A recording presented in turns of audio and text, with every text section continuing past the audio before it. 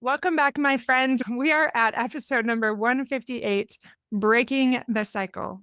How to stop treating people and family as obstacles. I have really wanted to talk about this because I am in the thick of the stressfulness of the year, getting back into work routines, and I know I am not alone. I think I've spoken to this a few different times on the podcast, but it does seem there's certain times of year that people have difficulties navigating it. And this is one of those times. The more that I hear feedback from my clients and the more I'm feeling it, I always know it's a good idea for a topic. And I'll share more on those stories in just a little bit. I want to start out first by talking about why this came into my mind, besides just what I just mentioned about these things happening. But this idea that I'm going to present to you today actually came from a big crush that I had in college. Nothing even came of it. I just thought he was amazing. And after I share this with you, you'll understand why I had a crush on him, unless you're drawn to very different people. This guy talked to me about how sometimes we view people as either obstacles, vehicles, or as being irrelevant. And he went on to explain what that meant, and I'll share more with you in just a minute. But I remember just sitting there and thinking, huh, I've never heard about something like this before. And I have been interested in mental health for a really long time, but this makes a lot of sense. So listen up. I think you're really going to enjoy this.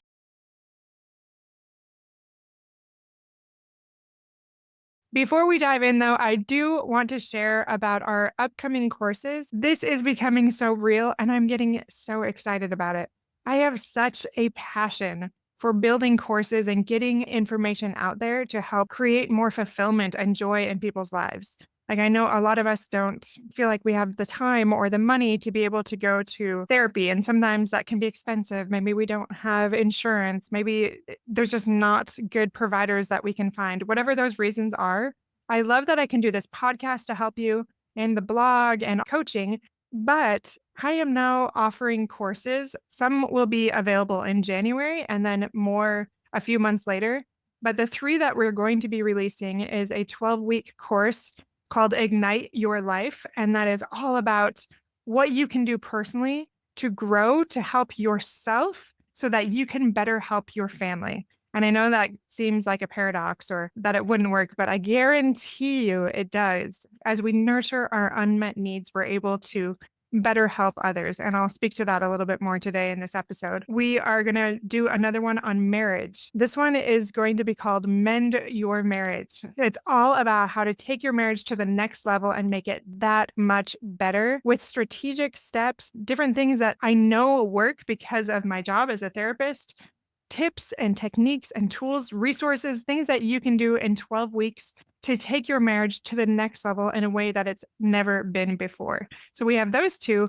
And one I didn't anticipate myself doing, but I'm really excited about it.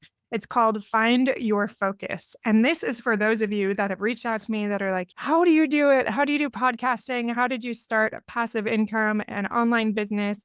All of these things when you're a mother and you have all these other things going on. So because of those inquiries and requests, I created this program, and there's going to be follow-up ones too. So it's going to be Find Your Focus, and it's going to be Launch Your Podcast, and then a podcast mastermind.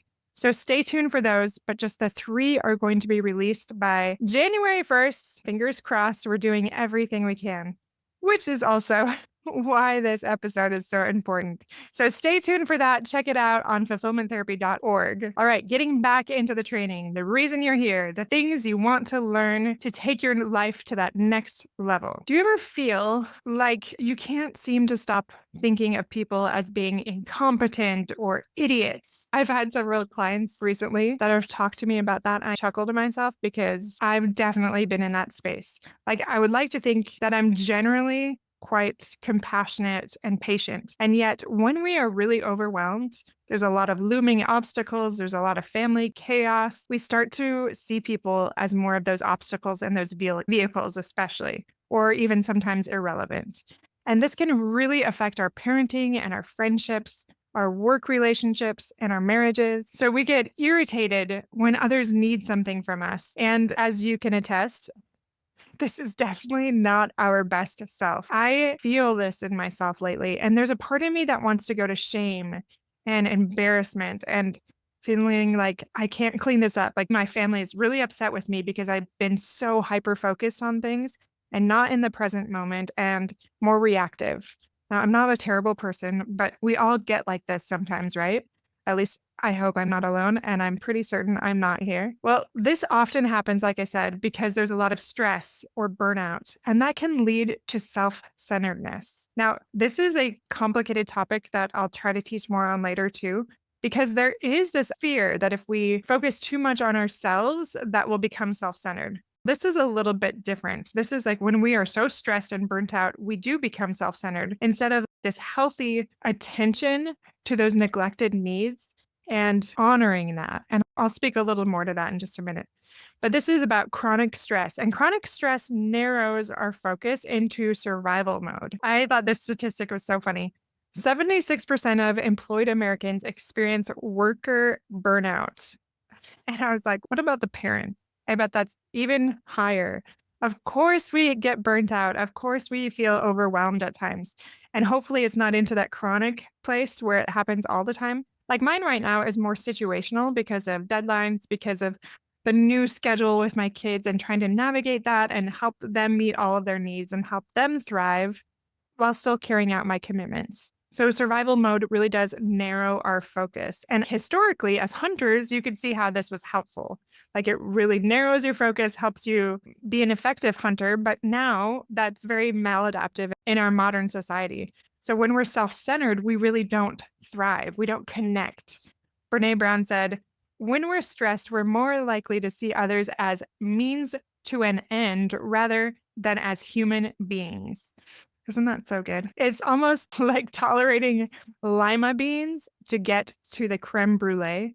Oh, I love crème brûlée. Are we treating people like they're the lima beans and you're just barely putting up with them and you're just like trying to rush them and maybe even try to use them just so you can get your sinking crème brûlée? So part of this comes from society pressuring us to be productive. For those of you that have been with me from the very beginning, I think it was last summer. I don't even remember how many episodes ago, but I talked about when we went and lived in Costa Rica for a month with our family.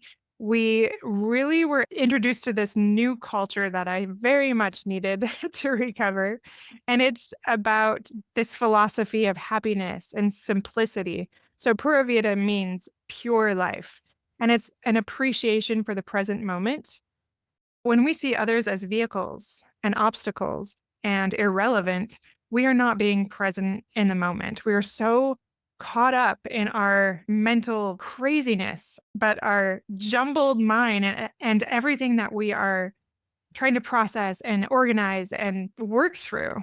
So that hustle culture is very much glorified in American culture, especially, and a lot of cultures out there. So it's nice to reset with that Pura Vida mindset, that pure life. All right, I want to talk a little bit more about those obstacles, those vehicles, and being irrelevant, because this is the meat of what's really helpful once you understand it to shift your focus so you're getting out of that. And I'll show you how. But first of all, obstacles. I feel like this one comes up the most. This is when people get in our way. So maybe this is kids in the kitchen when you're trying to cook, kids asking questions when you're on the phone, or just thinking about all the things that you want to do. Maybe it's your spouse when he tries to give you a hug or tell you some detail, and you are obviously trying to fold the laundry, talk to their kids about their schedule, get a form signed, whatever it is, lots of things. Or maybe it's just your friends or acquaintances needing too much or feeling like they do. Ugh, I still have to respond to those 5 text messages, and I really don't want to, about something that they were needing. And you just start to get in this muddled space. And when we're in that space, our hearts are often hard. I want you to think about your face and your body. You often will have stooped shoulders or like a little frown and that furrowed brow. And your family is often walking on eggshells. Maybe you're not aware of this, but think of your family. If your family is, "Are you okay, mom?" Or, "Hey, what's going on?" If you're starting to get more of those questions, chances are that you're probably pretty tense. You're treating people like obstacles. You probably have some nonverbals that are like really closed down and probably a little bit angry. So we see others as the problem in this situation. Remember how I mentioned seeing people as idiots? Where my client recently was talking about like just laughing, crying, and like, I really do feel like everybody's an idiot. Like, I don't wanna be like that, but I feel like they're just so incompetent, and I don't have time for that, and I just laughed because I could relate to that, and that's not our best self. That's not who we wanna be, but shame doesn't help us either. So, let's go on to vehicles, though, before I get into the what can we do. Vehicles are when we use people to get what we want. Now, sometimes narcissists can do this or having narcissistic tendencies. I know it's a big buzzword and everybody assumes everybody's a narcissist, but my clients struggle a lot with this. Others go the other extreme. But just know that we all cross that line sometimes. We use people to get what we want. So this can be subtle and unconscious. Like maybe you need help with your car, or like right now, my tire, it keeps running out of air, but I don't have time to go take care of it. And so I want others to potentially help me with that, even though I could realistically take care of that. Maybe it's getting babysitters or getting rides for the kids to certain things when you're multitasking. Maybe it's needing your spouse's help without putting in bids. So you're wanting a lot from them, but yet you're not putting in bids to make it very easy for others to want to help you. And then the last one is treating people as irrelevant.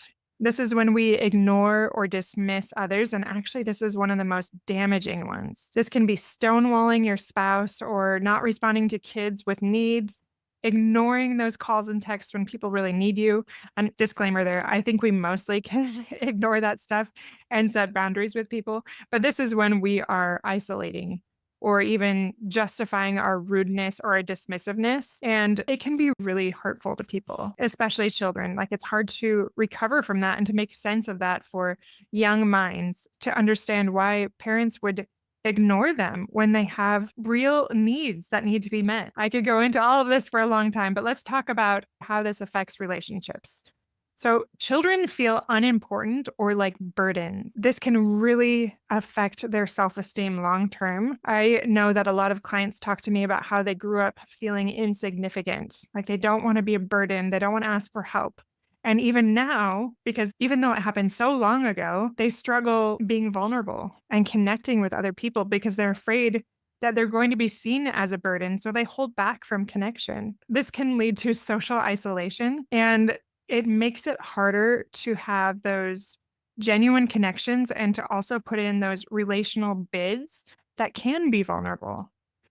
So that's in friendships, that's in marriages. But in marriages, there's that emotional distance and resentment.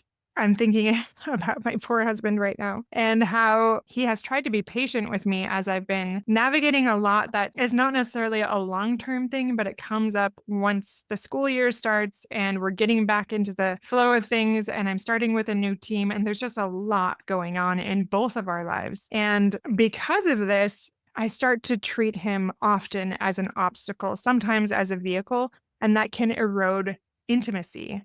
That makes it hard to connect. And you get into this cycle of those negative interactions and not seeing the good in each other, thinking or even talking to the other person like they're an idiot or they're incompetent in one way or another.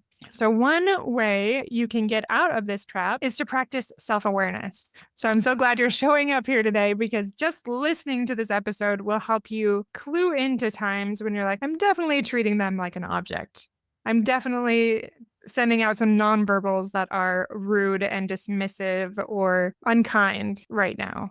So we can practice that self-awareness through journaling and mindfulness exercises. Every time I say this, I feel like everyone rolls their eyes and they want a very quick fix. That's just not realistic. Maybe a couple of things like breathing might be a quick fix, and that has a lot of benefits. I do that all the time. Actually, after every single client I see, I have this thing where I go, and I like release that because there's a lot sometimes that comes up in session. But with journaling, the good thing about that is it helps you identify patterns that are keeping you stuck. And mindfulness helps you snap out of things. For example, yesterday I was just a beast. I was so tense after 3 weeks of really hard work, which is unusual. And I try to stick to my work boundaries.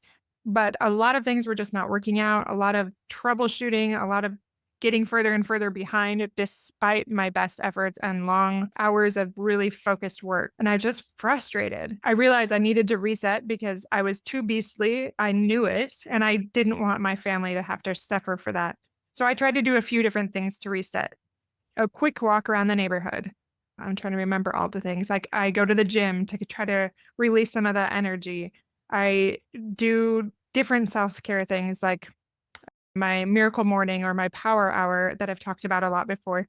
All these things to reset, but sometimes that's not enough. So last night I was like, I have to go to the gym and go in the hot tub. Like I'm so tense right now. I just need to relax and not have that noise pollution around me, not have that bickering, that fighting, that annoying teasing noises so that I'm not lashing out at everyone. And so I did, and that very much helped me reset.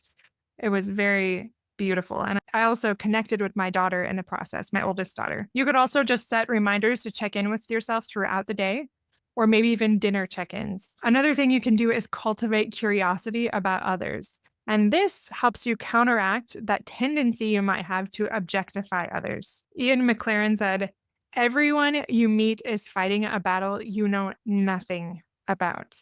I love that. And I have found that to be true, especially as a therapist. If you could see into their hearts like I do, you would know that almost everyone is carrying something that would cause them to come to tears in that right setting if they were to bare their soul to you. So when we're curious and put ourselves in other people's shoes, that helps us increase that empathy. The same thing can help with empathy or with being more present, like those mindfulness exercises, like walking around the block, like I mentioned, or deep breathing, or using all of your senses. Like, what are you seeing? What are you hearing? What are you tasting? All of those different things that they can help you reset and maybe increase that awareness and that self-care in a way that can help you be more present and loving instead of your worst self. Maybe not quite your worst self, but not your best self for sure. All right, just a few more things.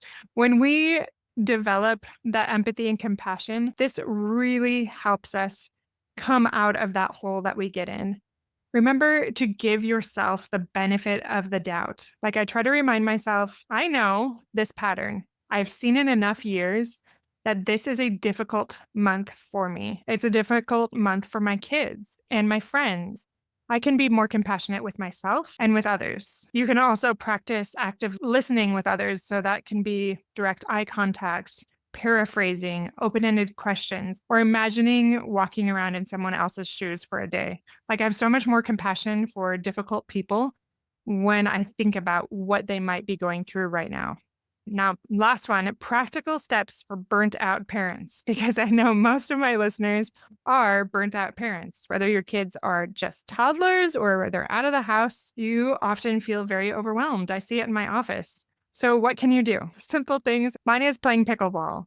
It's maybe going to the hot tub or the gym or reading.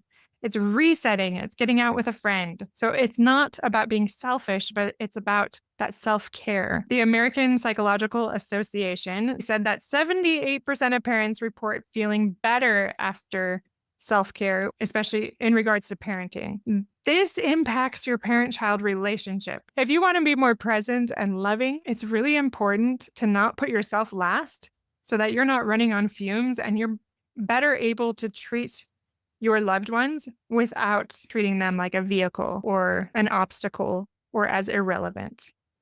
Remember, do good enough parenting. Do B work. Don't worry about A work and shame yourself to terrible places, but focus instead on maybe today I'm really overwhelmed and I can't spend an hour with my kids, but I can spend 5 good minutes with them. So just recapping everything that we talked about today, do you treat others as if they're vehicles, a means to an end? Do you treat them like they're an obstacle and they're just an idiot and incompetent? Even if you're not saying it, your nonverbals are very much expressing it. Or do you treat them like they're irrelevant? You completely ignore them and their needs. You can give yourself some tender, beautiful self-care and set realistic expectations. So start with those small changes like going on a walk, going to the hot tub, journaling, doing a guided meditation, Whatever you can do, this is a journey and it's not an overnight fix. Remember to have patience for yourself and that forgiveness for yourself. And this is a crucial part. Remember to apologize regularly. I have to apologize to my family so much right now. It's not a have to, I want to. I'm a beast and I don't want to be remembered for these things. And I'm trying to quickly change those behaviors and apologize, make it right, and then move forward. So celebrate those victories and even playfully make light of it. Like, oh, yeah, remember when mom was really beastly last night? I am so sorry. And now my kids will often talk about how I'm a momster at night. It's totally true. All right, that's all I have for you today. Best of luck to you as you try to change your thinking and those stressful, overwhelmed spaces and shift from seeing people as vehicles and obstacles, especially, into seeing them as their best selves so that you can also become your best self. We will see you back here soon for another episode to help you become your best self and live your highest life. Check out our blog on fulfillmenttherapy.org. And if you are interested in becoming an intern, we will have more spots open in January. So look that up on fulfillmenttherapy.org as well. Take care and have a beautiful day, my friends.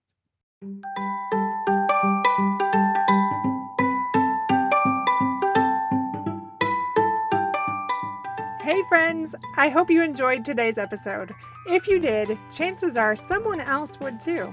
Would you take 30 seconds to share this with a friend who's looking for greater family fulfillment? And while you're sharing, tell me what you think about the show by leaving a review on Apple Podcasts. It refuels me when I hear this podcast is helping you, no matter what your house or your hair looks like. I'll meet you back here every Monday and Thursday morning for more episodes. Until then.